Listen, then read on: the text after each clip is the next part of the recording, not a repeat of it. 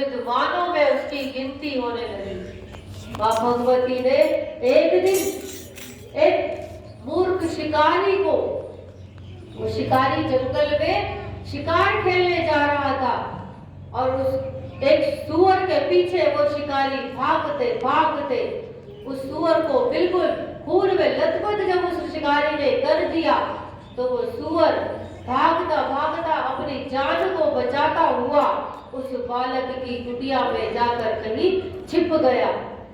जब उसने सूअर ने देखा कि ये बालक तो अपनी तपस्या में लीन है, अपनी साधना में लीन है, लेकिन उस बालक ने उस सूअर को देख लिया था और वो सूअर आंखों से ओझल होता हुआ उसकी कुटिया में कहीं जाकर छिप गया।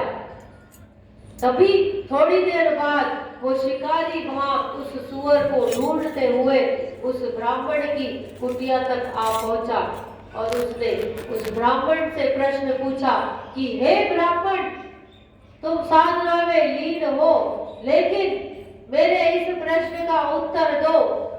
उठो तुम और मुझे बताओ कि अभी अभी यहाँ पर जो शूकर आया है, जो सूअर आया है, वो कहाँ जाकर छिप गया।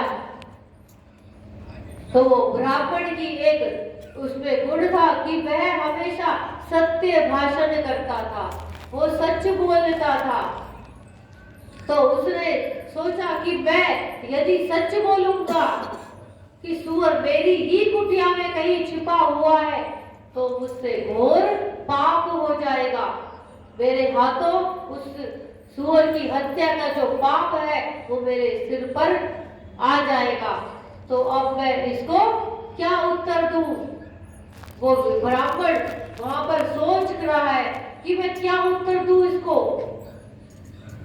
तब उस ब्राह्मण ने सोच विचार कर माँ भगवती की कृपा से उसको ज्ञान प्राप्त हो गया और उस ब्राह्मण ने, जब उस शिकारी ने उस ब्राह्मण को ए करके संबोधित करा, ए ब्राह्मण, तू साधना में लीन है, मैं तुझसे प्रश्न कर रहा हूँ और तू फिर भी साधना में लीन है, क्यों नहीं उठते हो तुम।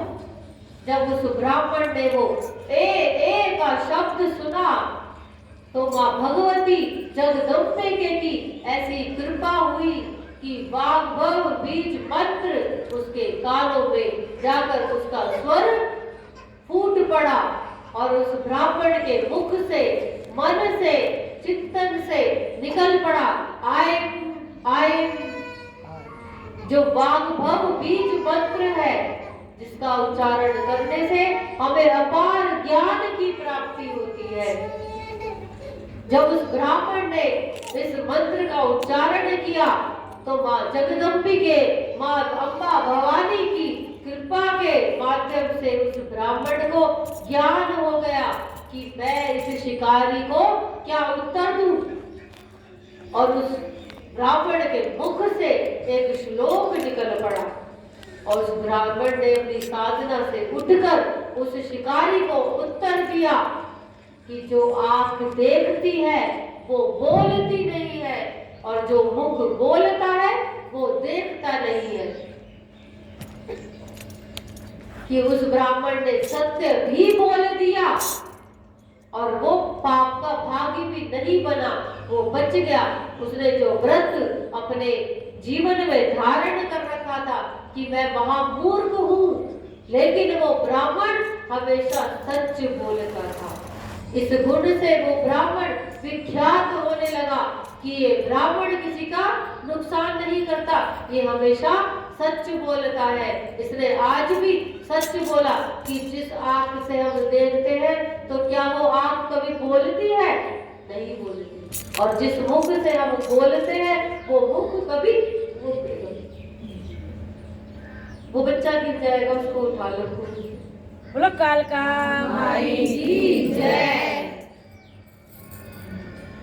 कि मुख यदि बोलता है तो मुख देख नहीं सकता। इसी श्लोक के कारण वो ब्राह्मण इतना विख्यात हो गया कि ये ब्राह्मण तो सच बोलता है। और वो शिकारी वहां से लौट गया और उस शूकर की जान भी बच गई। और वो ब्राह्मण का जो पुत्र था, वो बालक उस आयत बीज मंत्र का दिन रात उठते बैठते सोते जागते वो मन ही मन चिंतन कर रहे हैं। उनका निरंतर वही जाप चलता जा रहा है अपनी कुटिया में। और आसपास के सभी लोग उनको सत्य व्रत कहकर पुकारने लगे कि ये ब्राह्मण तो हमेशा सत्य का ही पालन करता है। ऐसा विचार करके उन्होंने ब्राह्मण के पुत्र का नाम सत्यव्रत रख दिया। और उनकी ख्याति दिनों दिन देश विदेशों तक पहुंचने लगी। और जब वो ख्याति उनके माता पिता उस ब्राह्मण तक जा पहुंची तो उनकी खुशी का ठिकाना न रहा कि माँ जगदम्बिके, तुमने मुझ पर कृपा की कि आज मेरा मूर्ख ढूंढ मेरा पुत्र विद्वानों में जिसकी गिनती हो रही है, मैं स्वयं जाऊंगा आज अपने पुत्र को वापस लेने अपने घर। और फिर वो ब्राह्मण और उनकी पत्नी अपने घर से निकले अपने पुत्र को लाने के लिए। कुटिया में वो पहुंचे और उन्होंने सम्मान के साथ अपने पुत्र को अपने घर वापस लेकर आ गए। बोलो जगदम्बा मैया की जय, सरस्वती मैया की जय। हे मां सरस्वती, जैसे तुमने उस असत्य पुत्र को मूर्ख से विद्वानों में जिसकी गिनती करवाई, हे मां जगदम्बिके, हम पर भी कृपा करना कि हम सभी मूर्खों को भी वो ज्ञान अर्जित करवाना जिसके माध्यम से तुम प्राप्त होती हो। कालका हमारी भी जय। तो सत्य व्रत हमने ये कथा श्रवण की जिन्होंने सत्य व्रत धारण किया था। सत्य का व्रत धारण करने का अर्थ केवल सच बोलना नहीं है, हम उसको धारण करें।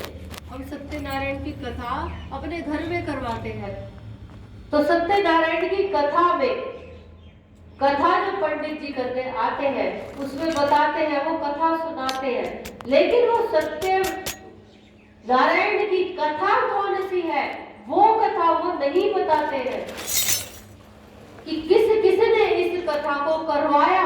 उनका वर्णन हम अपने घरों में करवाते हैं कि कलावती ने सत्यव्रत की कथा को उनके पिता ने अपने घर करवाया और कैसे उनको अपने पति से फिर से मुलाकात हुई, उनका जहाज उनको फिर से प्राप्त हो गया, उनका व्यापार सुचारू रूप से चल पड़ा।